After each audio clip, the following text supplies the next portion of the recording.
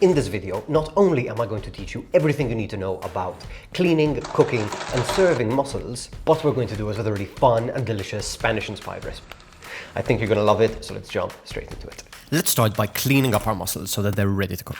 This little dangly bit attached to the mussels is called a beard. You simply pull against it and discard it. If some of your mussels look a little bit rough, you can give them a good scrub with one of these green scouring pads and a little bit of water and some elbow grease. And if you find any of these chunky little barnacles, you can typically just break them off with your fingers. Once all of your mussels are cleaned off, give them a good rinse and store them in the fridge until you're ready to cook. Now for our Spanish recipe. We are going to be cooking our mussels in some delicious, fatty, paprika-seasoned chorizo. Dice this up as well as some delicious red and green peppers, some sliced spring onions, and plenty of chopped garlic and chili, if you like a little bit of heat. Start rendering off that delicious fat from the chorizo in a nice hot pan with a good splash of olive oil to help it along.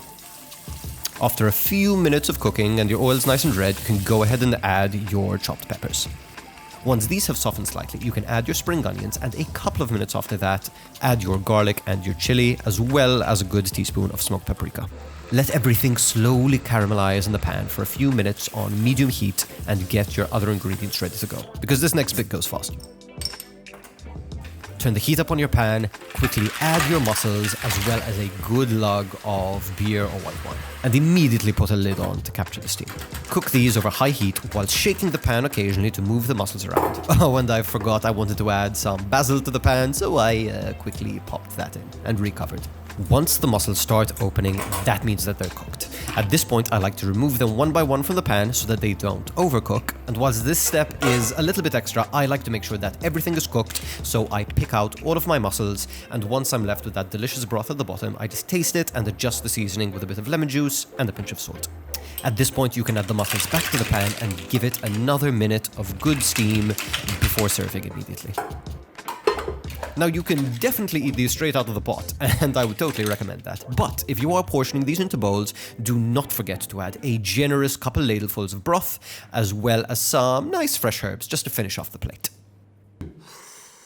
Oh, that smells amazing, and I cannot wait to dig in. Oof. So the best way to eat mussels, what I like to do is separate the shell, pull off this other shell, and what you can do is use this to just scoop out the meat from the other one. And then if you're really going for a good bite, you just want to dunk it with a little bit, and you can see a little bit of the juice, and just go for it.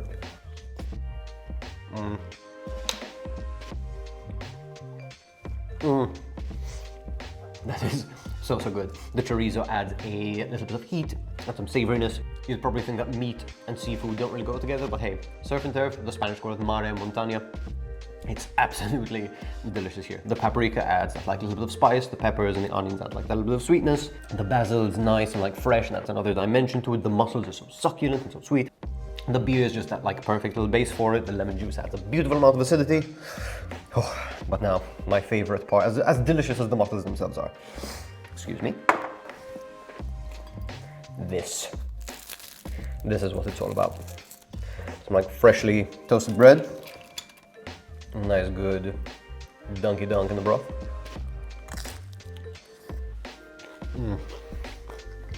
That is everything that I love about mussels. Honestly, the broth with some bread is kind of the best part. And this is really nice and spicy and full flavored. It's just the essence of the flavor of the mussels. This particular one is really nice and sweet. It has a light spice to it. It is absolutely delicious. I hope you give this a try. If you want some more recipes that are kind of fun, you can check this video out here. Thank you so much for watching, and I'll catch you in the next one. Dunky dunky.